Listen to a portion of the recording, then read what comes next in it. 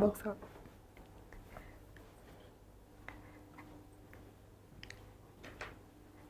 Hi, hello students. Good evening, everyone. I hope all are doing well. Anyway, warm welcome all of you to the Infinity Learn JEE YouTube channel by Sri Chaitanya. This is me Surya, your chemistry faculty from Infinity Learn.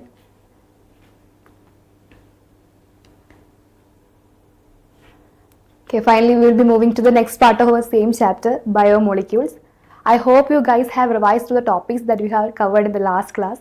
If anyone missed, just go through that and revise the particular session after this class, right? Hi Shivansh, good evening. Okay, before that there is a gentle reminder about the All India test series. As you already know that there is few days remaining for the JEE second attempt, right?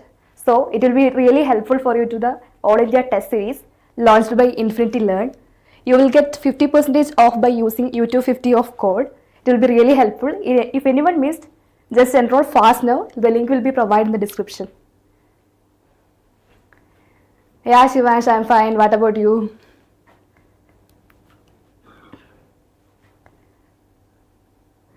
Okay, let's quickly start our session about the proteins, right? Another type of biomolecules, that is the proteins. We will be discussing about the structural part of proteins, right? Okay, as we already know, in the previous session we have discussed about the amino acids. So we know that proteins are the polymers of amino acid, right? Now we have an idea that how these proteins are formed by the amino acids. There will be some linkage happens, right? There will be some linkage or bond will be happen. That particular bond is known as the peptide bond, right? Peptide bond. Peptide bond or peptide linkage is the backbone of the proteins. Backbone of the proteins. Okay, great, fine. Okay. For example, if I am taking any of the amino acids, right?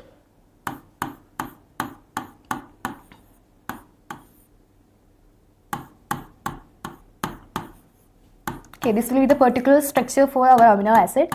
If I am taking two amino acids together, right? Two amino acids together.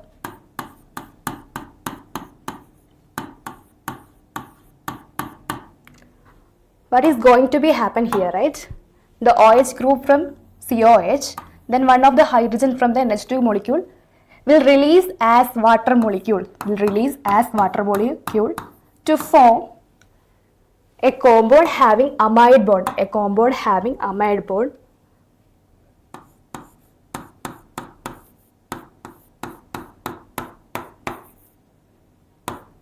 Right? C double bond O NH CHRCOOH. So the C double bond O NH is known as the amide bond. That particular amide bond formed between the two amino acids is known as the peptide bond. Clear? So we can define the peptide bond as the amide bond formed between the amino group of one amino acid and the carboxyl group of another amino acid is known as the peptide bond. Clear?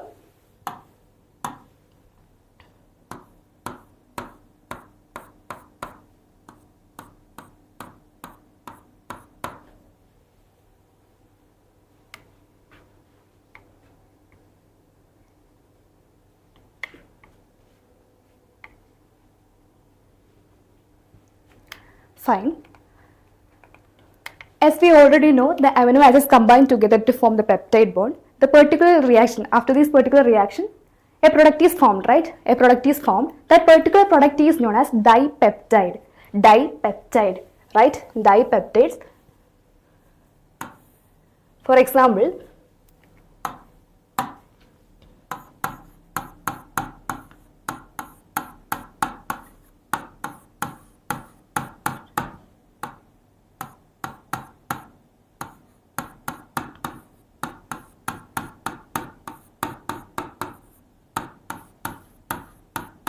okay, these are the two amino acids, right? It will combine together to form by the release of water molecules to form a peptide bond here.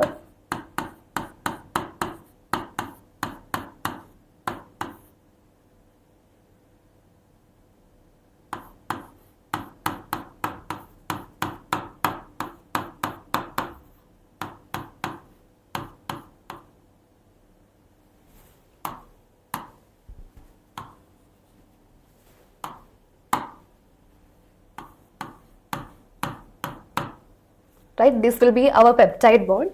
Two amino acids combine together to form a single peptide known as dipeptide. Dipeptide, right? So, how many peptide bonds are present in the case of these dipeptide? How many peptide bonds are present in this dipeptide? Just let me know the answers in comments.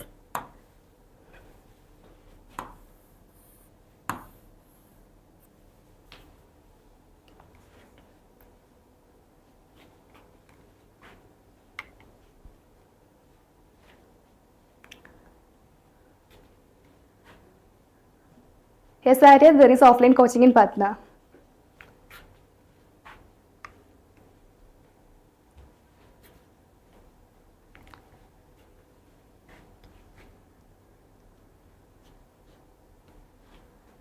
Okay, only one peptide bond is present, right? So we can define the dipeptide as it is made from two amino acids linked by one peptide linkage. So don't get confused with the name dipeptide. We may think that dipeptide contains two peptide bonds, but in real case, dipeptide contains only one peptide bond between two amino acids. Is the thing clear?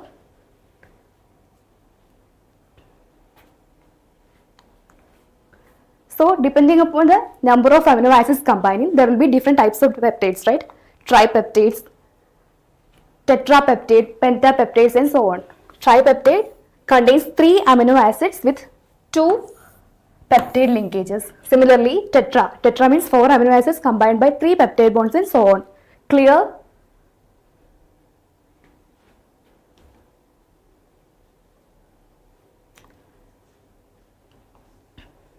So, in case of amino acids, if the peptide bond is formed by more than 10 amino acids, that particular peptides or amino acid chain is known as polypeptides. These polypeptides are the backbone of our proteins. So, the proteins are occurred by the or naturally occurring polypeptides that contain 100 amino acids, more than 100 amino acids with molecular weight higher than 10,000 units. Clear?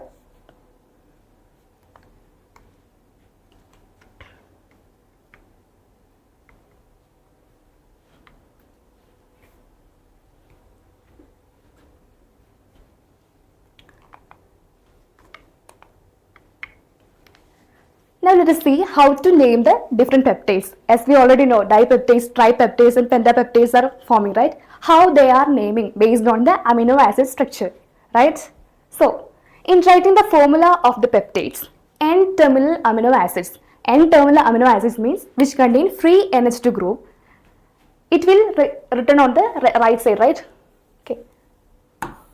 The N-terminal amino acid containing free NH2 group must be written on the left side, and the C-terminal amino acids that contain free COOH group or carboxylic acid group should be written in the right side, written on the right side. So, for example, if I am taking this particular example, this is our first amino acids known as alanine, then second one glycine. Again, 2 more glycine molecules are combined together to form a tripeptide, right? 3 amino acids are combined together to form 2 peptide bonds, right? This is one peptide, this is one peptide. This is a part of carboxylic acid, right? Don't get confused. Right? This is a tripeptide formed by combining 3 amino acids having 2 peptide bonds. The first one, it is alanine, glycine and again glycine. So, this is our N-terminal, right? Because it is having the free NH2 group here. Then this is our C-terminal having free COH group here. So, whenever these are combined together to form the tripeptide, the name should be given as the left to right, from left to right, replacing INE. As we already know, alanine, right? Alanine is an amino acid. You are replacing the INE of the alanine to YL, except for the C-terminal amino acid. So, we can name this particular tripeptide as alanyl, glycyl, except C-terminal amino acid, that is glycine, or abbreviated as ALA, stands for alanine, GLY glycine, again glycine. Clear? Hi Aryan, good evening. Abhishek, good evening. Welcome to the session. Is the thing clear? How we are naming the particular tripeptides, particular peptides or amino acids or the protein polypeptide chains, right?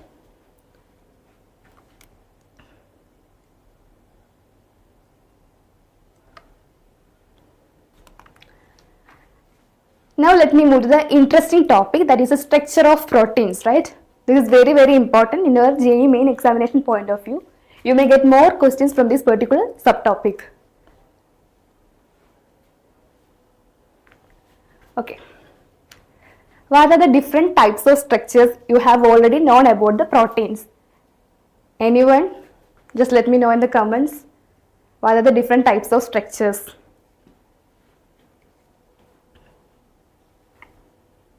It's already written in the slide, right? You can just read it down.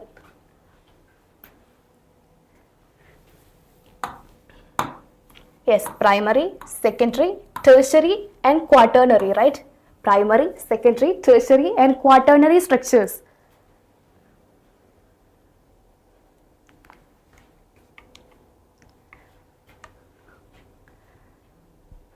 Abhishek, there is a separate channel for us, Infinity Learn NEET. You can get more classes for NEET in the particular channel. Subscribe that particular channel also, Infinity Learn NEET.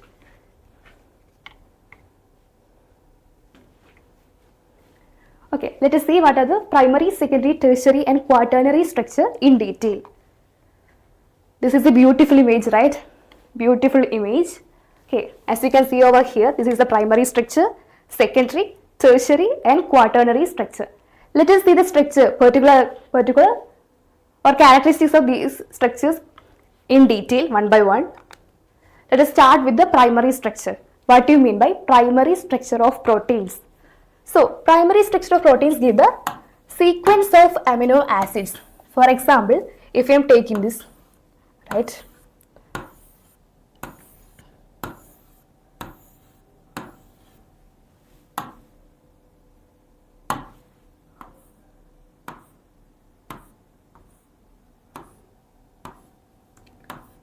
Okay, you can just consider the primary structure of protein as the beads in a chain. Beads in a chain, right?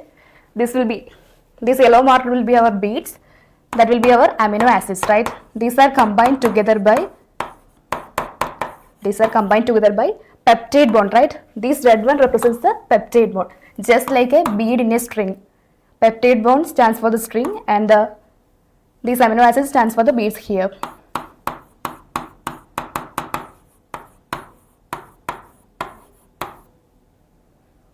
Clear?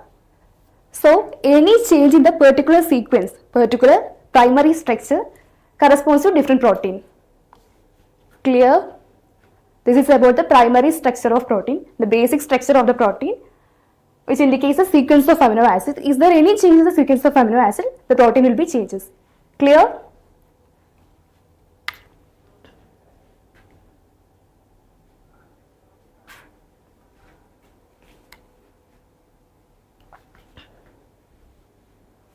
Okay, now let us check with the second structure, that is the secondary structure, right? Secondary structure. What do you mean by secondary structure? This is a structure in which a long polypeptide chain can exist. Long polypeptide chain can exist in the secondary structure of the protein. These secondary structure again classified into two types. First one is the alpha helix, the second one is the beta pleated sheets. Alpha helix and beta pleated sheets. Okay, let us see the picture here. Okay. This is the representation of a secondary structure. First one it is the beta pleated sheet and this one is the alpha helix sheet, right? You can see over here, this is our peptide chain, right? Because peptide bond is present here. Okay, peptide bond is present over here. CONH group. Then this is one peptide chain, this is the another peptide chain. In between these peptide chains, you can see one more bond, that is known as the hydrogen bond. In alpha helix also you can see the hydrogen bond in between. Clear? Let us start with the alpha helix structure or the alpha helix secondary structure of protein. So, in the case of alpha helix structure, the hydrogen bonds are existing between NH and CO groups, right? NH and CO groups. This is like a helical structure, right? In a screw, there will be a helical structure. This is the screw, there will be the helical structure.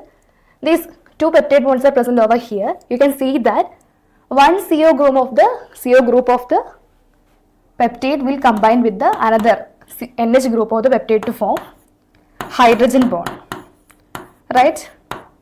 So, we have already discussed about the types of hydrogen bond, right? In our chemical bonding chapter. Can anyone say what type of hydrogen bond it is? Whether it is intermolecular or intramolecular?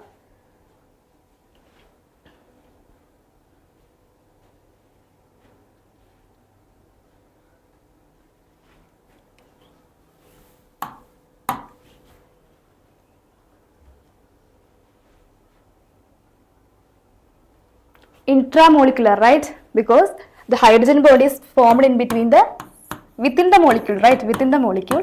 So we can say that the hydrogen bond which is present in the alpha helical structure of protein is intramolecular hydrogen bonding.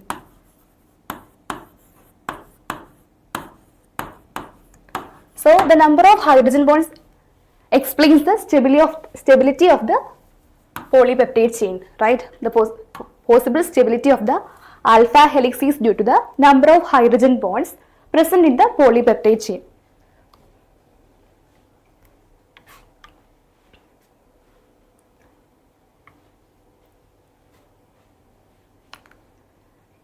Now let us check about the beta pleated structure of the proteins, right? Beta pleated sheet or beta pleated structure of the proteins. So, it is formed by the completely stretching of the peptide chains, completely stretched and put together. Then again hydrogen bonds are also present in the polypeptide chain, right? As we already seen, this is our one peptide chain, right? One peptide chain.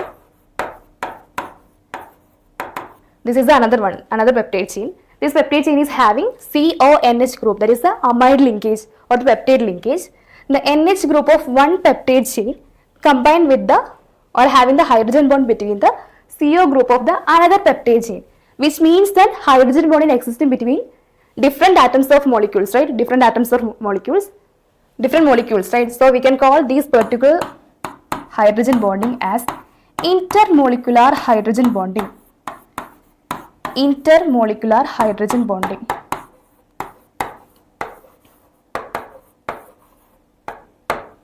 Clear? So, in the case of beta pleated sheet structure also, they may be the parallel or anti-parallel arrangement, right? Parallel or anti-parallel arrangement.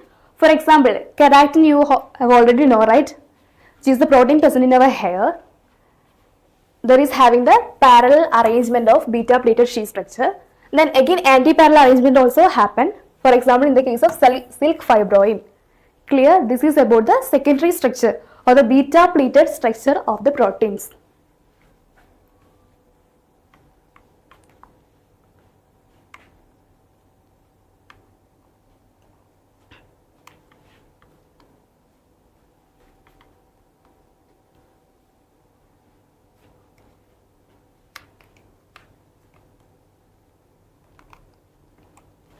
Now let us see the difference between alpha helix and the beta pleated structure, right? Alpha helix and the beta pleated structure. As we already know, in the case of alpha helix, intramolecular hydrogen bonding are present. But in the case of beta helix or beta pleated structure, there will be the intermolecular hydrogen bonding. Intermolecular hydrogen bonding. Then in the case of alpha helix, it forms a right-handed helix. It forms a right-handed helix. But in the case of beta helix, it can form right as well as left-handed helices, right as well as left-handed helices. Then the twisting of the amino acid sequence results in the formation of alpha helix, right? They have a peptide chain. Whenever they are twisting along a screw, it will form the alpha helix structure of the protein. But in the case of beta helix formation, two beta sheets of the polypeptide chain, right? Two beta sheets of the polypeptide chain, well, will be having either parallel arrangement or anti-parallel arrangement to form the particular helical structure. Okay, these are the main differences between alpha helix and beta pleated sheet structure for the proteins. It is all again the part of secondary structure.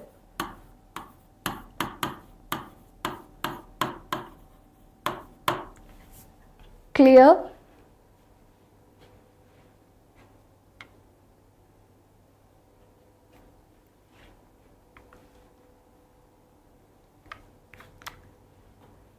Now let's talk about the tertiary structure of proteins. Tertiary structure of proteins. What will happen to the tertiary structure of proteins? How they are forming? Now we have already folded the two polypeptide chains to form the secondary structure, right? Again we are folding the secondary structure. We are folding the secondary structure again, so it will form the tertiary structure. So this tertiary structure of proteins represents the overall folding of the polypeptide chains. That means we are folding the secondary structure again. It will result in the formation of tertiary structure of proteins.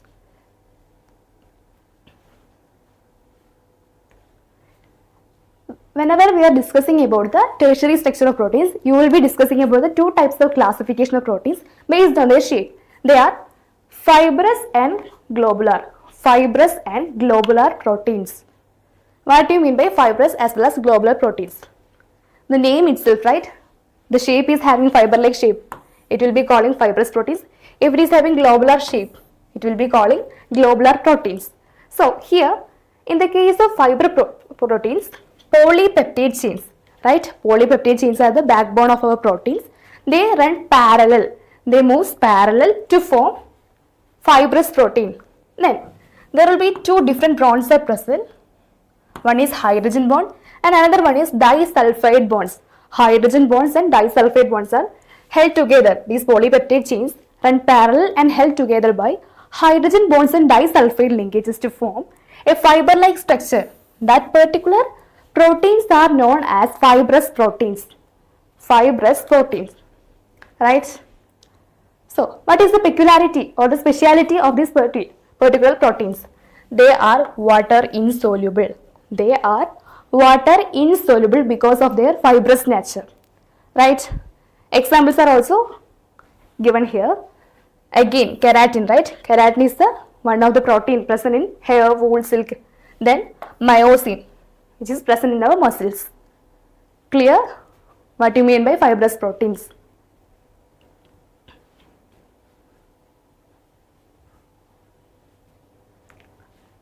Now, in the case of globular proteins, the chains of polypeptides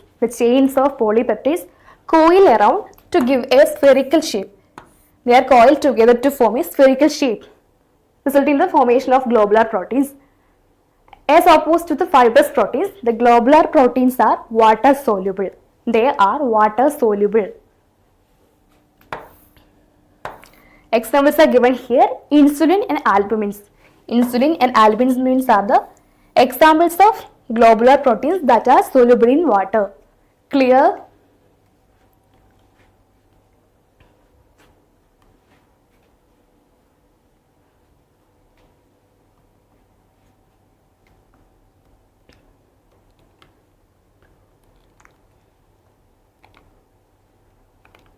Now let us see what are the different bonds which is present in between the tertiary structure of proteins, right? As I already highlighted here, there are four different bonds, right? Ionic bonds, hydrogen bonds, disulfide bonds or linkages, and the hydrophobic interactions. These are the four different types of bonds or force of attraction existing between the tertiary structure of proteins. Then,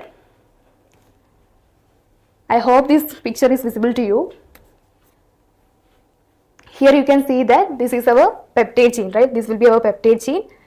It is having the hydrogen bonds in between the NH and CO of the peptide chain. This is the hydrogen bond.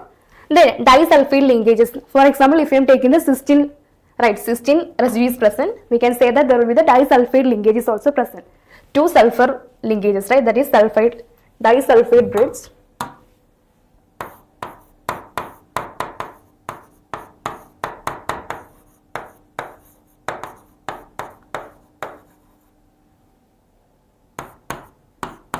This is the hydrogen bond. Then here, whenever we are discussing about the Citroen property, we can say that the protein can or amino acid or protein can exist as cation as well as anion, right? So there will be the chance of formation of ionic bond between them. So this is our ionic bond here. Then one more word is present, that is known as the hydrophobic interaction. These hydrophobic interactions are the attraction forces between the alkyl groups of polypeptides. For example, you can see here, these are the CH3 groups, right? These CH3 groups having some force of attraction in between them. These particular reactions are known as, this particular bond is known as hydrophobic interactions.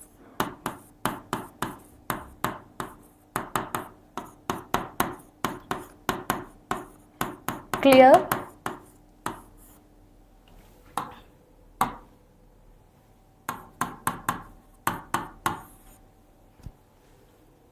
These four types of bonds are very important in your examination point of view.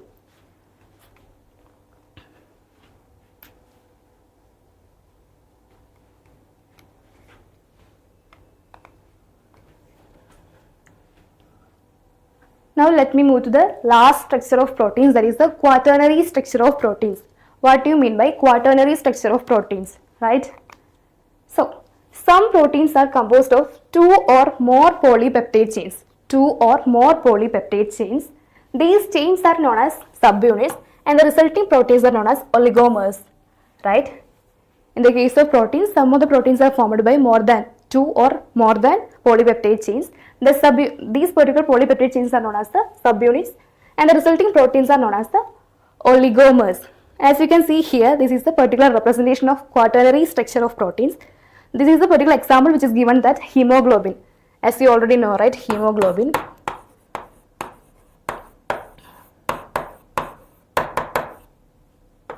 Present in our blood, right? This is a particular quaternary structure of hemoglobin given here. The spatial arrangement of the subunits related to each other is known as the quaternary structure. So these are the four different subunits. This red mark stands for the heme group present in the hemoglobin. Clear?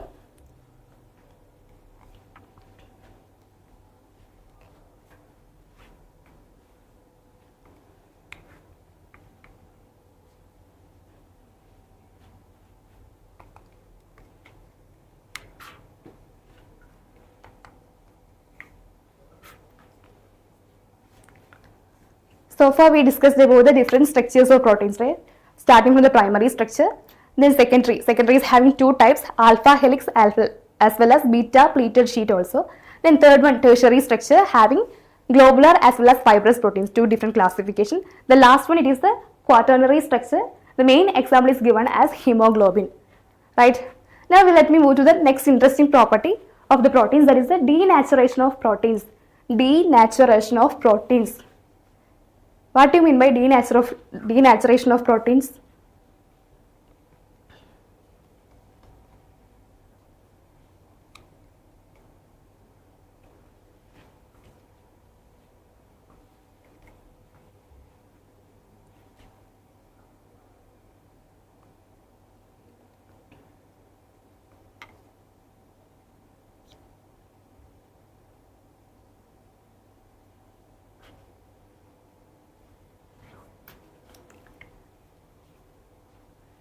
Destroying the properties, right? Denaturation or the destroying the property.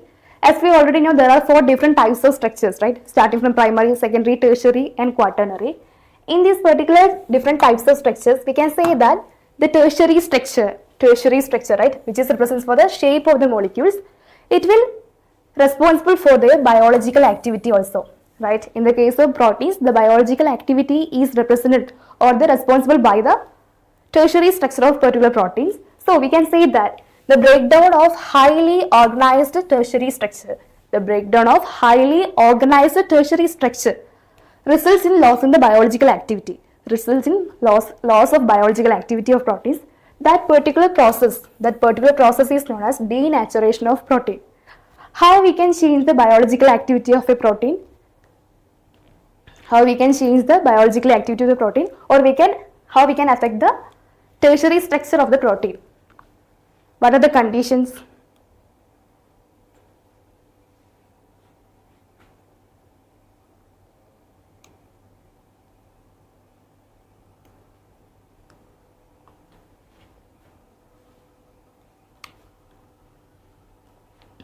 For example, if you are changing the temperature, right? If you are heating any of the substance, for example, if you are taking same egg example, right? You are boiling the egg, it is having the egg white, it will be converted into the solid form, right? So which means that after changing the temperature, the proteins have lost their properties. So that particular reaction is known as, that particular property is known as denaturation of protein.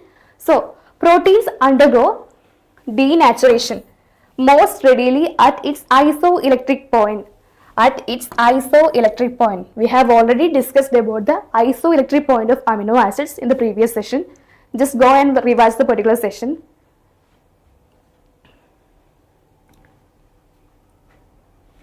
Isoelectric point is always remain with the pH condition, right? pH of amino acids. So we can say that proteins will undergo denaturation at its isoelectric point. At its isoelectric point. So we have already seen that different structures are present for the proteins, right? So whenever denaturation happens, we may think that all the 4 structures will changes, right? 4 structures will be destroyed or changes. But the thing is that only secondary and tertiary structures are destroyed here, but the primary structure will become intact. It remains intact. It will not have any change or any destruction in the case of primary structure. So this point is also very important in your examination point of view.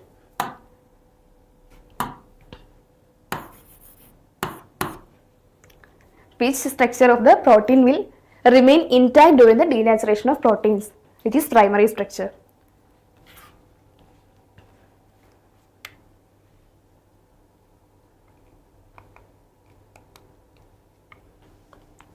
So how we can change the properties or biological activity of proteins, or how we can usually in fact the denaturation of proteins. First condition is changing temperature, right? We can change the temperature or heating.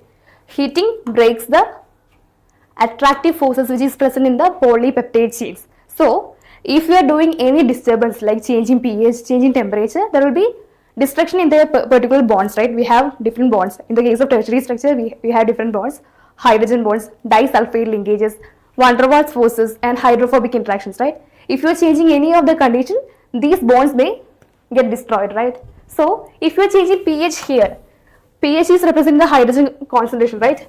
pH is representing the hydrogen concentration. So it breaks down the hydrogen bonds present in the peptide chains. It breaks down the hydrogen bonds present in the peptide chains and the electrostatic interactions. So by changing pH also we can introduce the denaturation of proteins. Now the second condition, if you are adding any of the detergents, it will break down the hydrophobic interactions. Hydrophobic interactions means there will be some of the alkyl groups, right?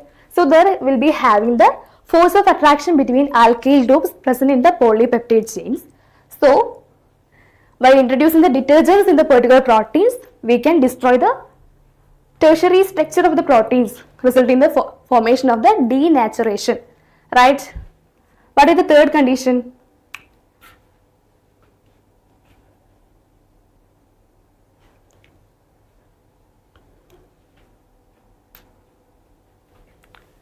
We are adding any of the reagents like urea.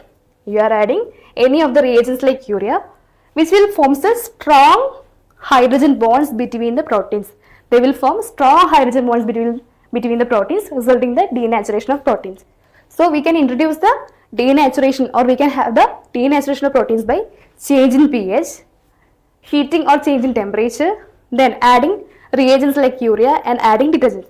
Is there any other terms we have to use denaturation? Is there any other conditions?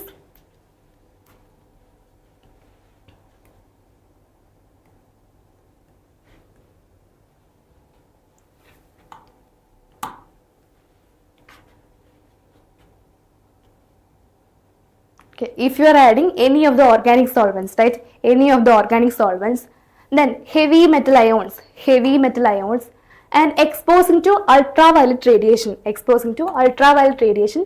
it will also causes the denaturation of proteins. While introducing the ultraviolet radiation or the organic solvents or heavy metal ions, they may change the tertiary structure of proteins, which will result in the destruction of biological activity. Finally, it will move to the denaturation of protein. So, this denaturation of protein again can be classified into two types. First one, it is the reversible, and another one is the irreversible. Reversible and irreversible denaturation.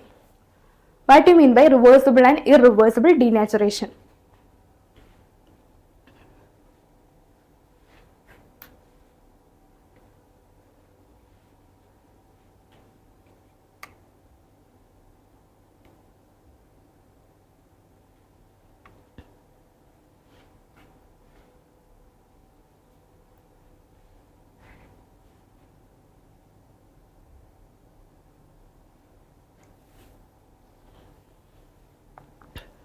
Okay, from the name it suggests that irreversible denaturation means the denatured protein does not return back to its original shape. For example, if you are taking the egg, right? Egg is having the egg white, which is in the liquid form. When you are heating or boiling, it will change into the solid form, right? It gets cooked.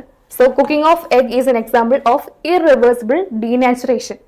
Is there any other examples in real life example for the denaturation of protein?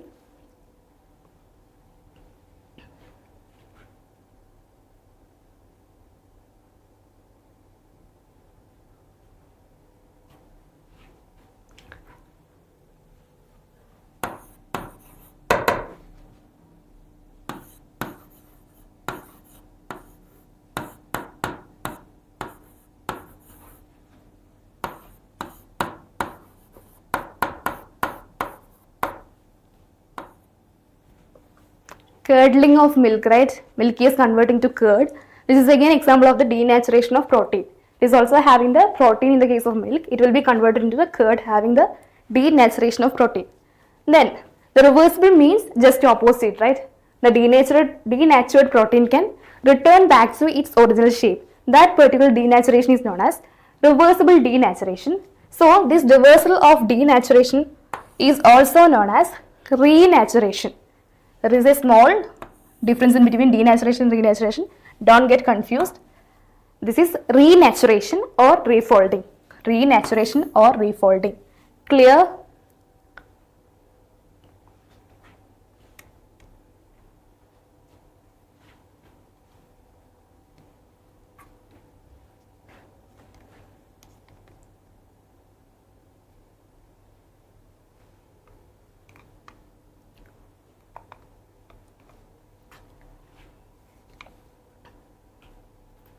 So we have already seen about the properties of proteins, right? One important property, it is the denaturation of protein. While changing pH or temperature or adding any of the solvents or reagents, we can change the tertiary structure of we can destroy the tertiary structure of proteins, resulting in the destruction of biological activity of proteins. That particular reaction or that particular property is known as denaturation of proteins.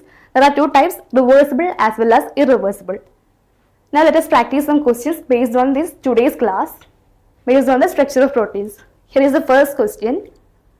The shape of polypeptide chain is explained by which of the following structures?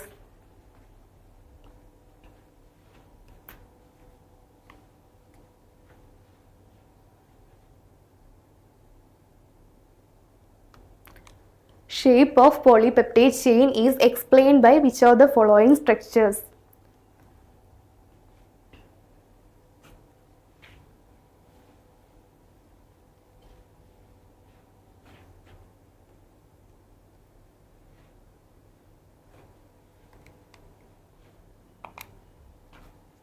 Option 3, right? Tertiary structures.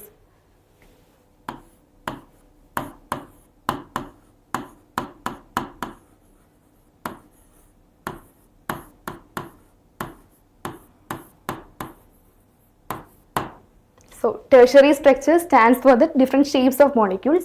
What are the different shapes which is responsible by the tertiary structure?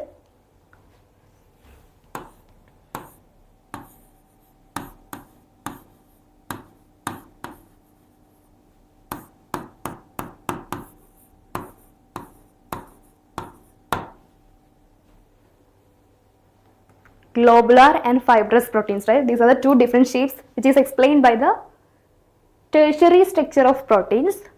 Here is the next question.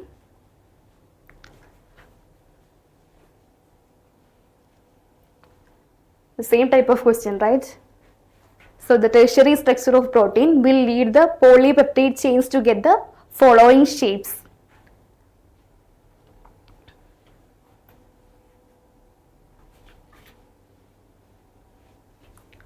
The options are given: linear and octahedral, angular and tetrahedral, fibrous and globular, and last one, fibrous and planar.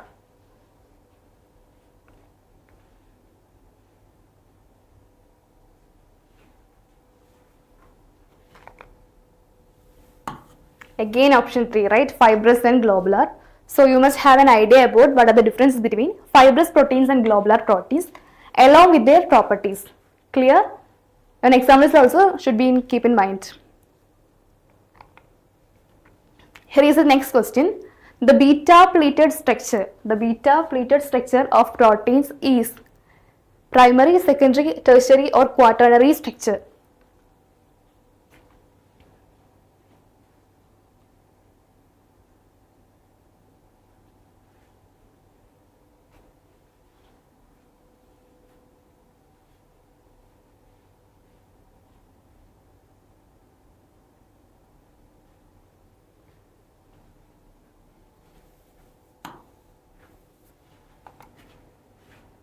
Option 2, right? Option 2, which means the secondary structure. There are two types of structure, right? In the case of secondary structure, there are two types. First one, it is the alpha helix.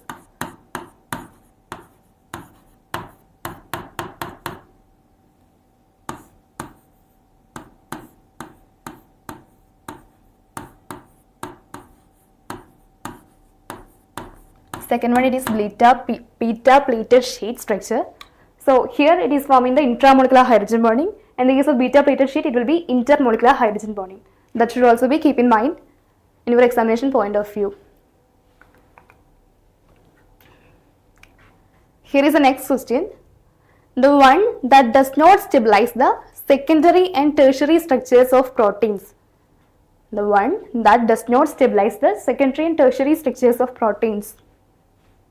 4 different linkages are given here. Which one does not stabilize the structures of proteins, including secondary and tertiary structures.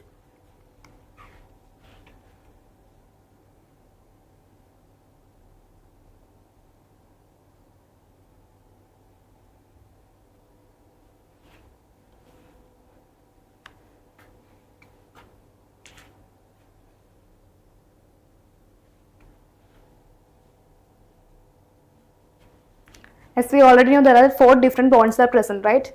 We are discussing about the tertiary structure of proteins. There will be 4 different types of bonds are present. So we can say that disulfide linkage is present, right? Disulfide linkage will be present in between the peptide chains in case of tertiary structure. Then van der Waals force, which is responsible for the hydrophobic interaction of the proteins in between the alkyl groups. Then again hydrogen bonding, right? Hydrogen bonding will be present in between the CO group of one peptide chain and the NH group of another peptide bond, right? So the only one linkage that will not be present in the case of secondary and tertiary structures of proteins is the oxygen-oxygen linkage, right? In rare case it will happen, in oxygen-oxygen linkage will be present, but it cannot be stabilize the structures of proteins. So option 1 will be the correct answer.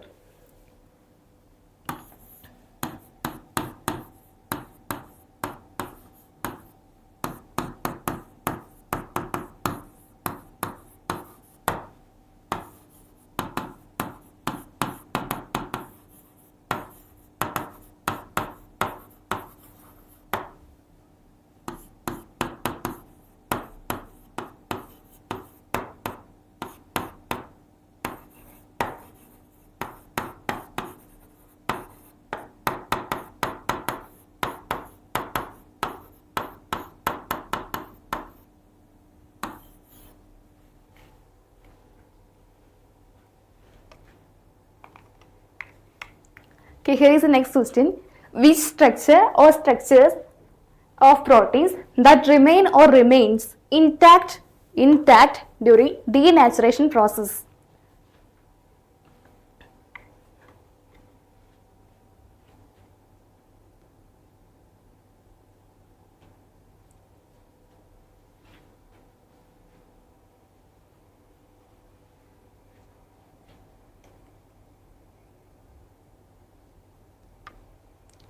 Which question, Ashmit?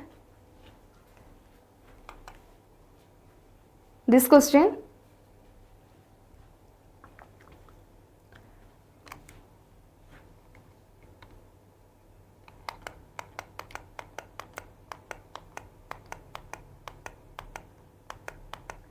Okay. While we are discussing about the tertiary structure of proteins, as we already seen like that, there will be 4 different bonds, right? There will be 4 different bonds are present. The first one, it is the hydrogen bond existing between the NH and CO group of the polypeptide chains, right? So it will stabilize the structure of proteins. Then another one is the hydrophobic interaction, right? Hydrophobic interaction. There will be, in some cases, in the case of amino acid, there will be some alkyl groups present. So the attraction forces that exist in between the alkyl groups of the peptides, that is responsible for the hydrophobic interaction. Or in terms of force, we can say that Van der Waals force, right? Van der Waals force will be present there. Van der Waals force will be present there in terms of hydrophobic interaction. Then if you are having cysteine, right? Cysteine linkage. I hope you must have an idea in the biology. So there will be having sulfide linkages, 2 sulfur bonds, that is forming the disulfide linkages. Then the last one, ionic bond. While we are discussing about the Switterian property, right?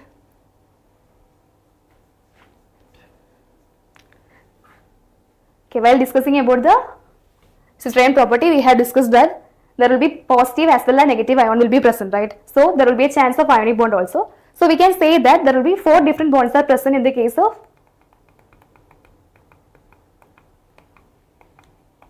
yes, 4 different bonds are present in the case of secondary and tertiary structure except oxygen-oxygen linkage. Is that clear now, Ashmit?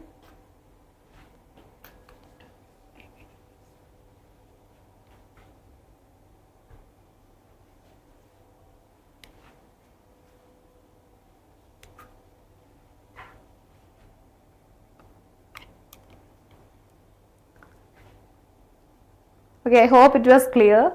Let me move to the next question. That is the last question, I think. Yes. Which structure of proteins remain intact during the denaturation of protein?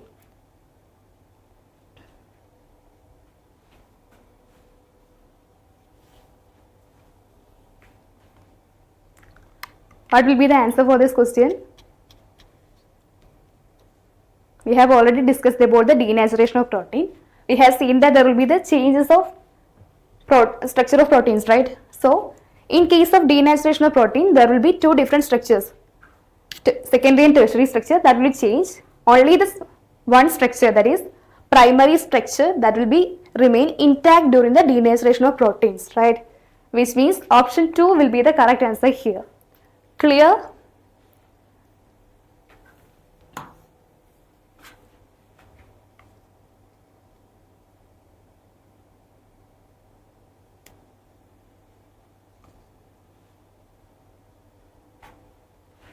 Okay, fine.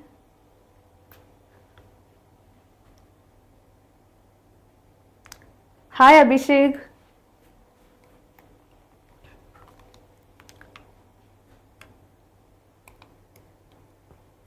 Okay, this is the last question. Which of the following is not an example of fibrous protein? Fibrous protein. While discussing about the tertiary structure, right? While discussing about the structure of proteins, we have discussed that the tertiary structure responsible for the shape of the molecules. There are 2 types of proteins, globular and fiber. Here, which one of the following is not an example of fibrous protein? What will be the answer? Here the options are given as keratin, albumin, collagen and myosin.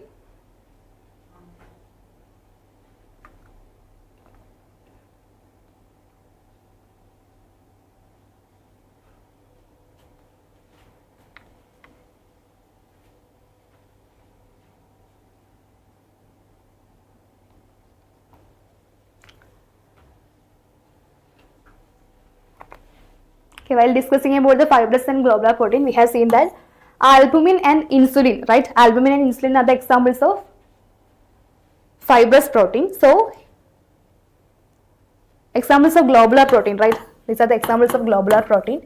Among these following, these 3, right? Keratin, collagen and myosin. Collagen, as you already know, this is the protein present in our skin, right? Present in our skin. Keratin, collagen and myosin are the examples of fibrous protein, while albumin and insulin are the examples of globular proteins, right? Globular proteins.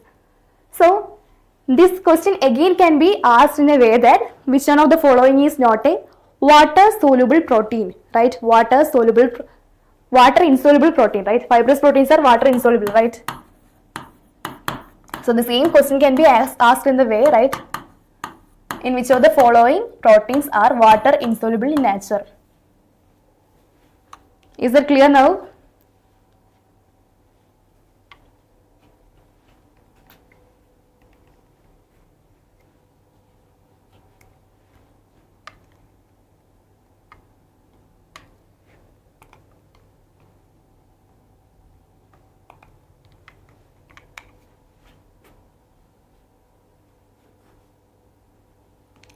Okay, that's all about from my side for today. We have discussed about the structure of proteins, right?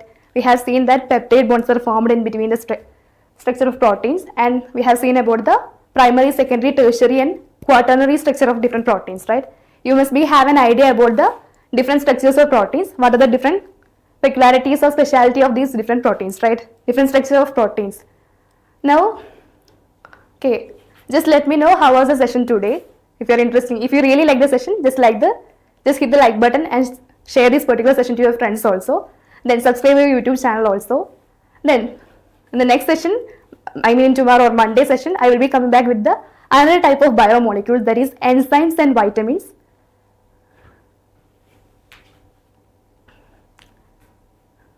Ha Jane, what is the doubt?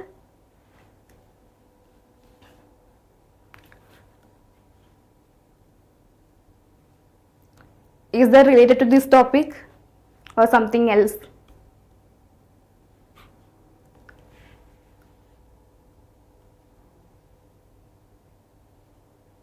Okay.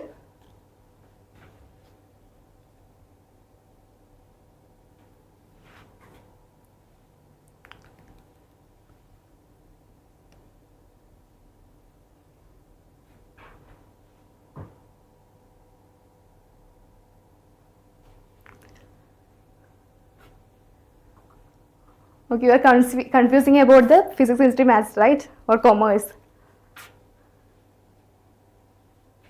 Okay. If you are really interested in science, it will be really helpful to take the science batches, physics, chemistry, biology, maths. Or if you are interested in maths and more, you can go to commerce batch also, right?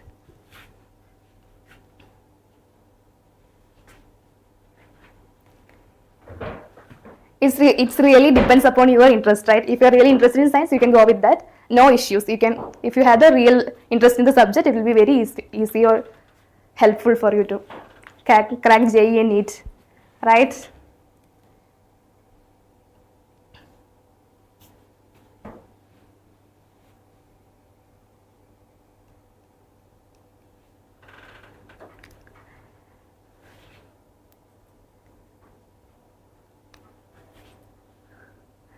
It doesn't depends on your brain and something, no. It is depends on your hard work and smart work with the subject. No need to worry. If you are taking, if you are ready to take science now, you will get definite good marks. Fine. Okay, I think we can wind up the session for today. Anyway, thank you so much all of you. Again, don't forget to subscribe our channel, like, share this particular session to your friends.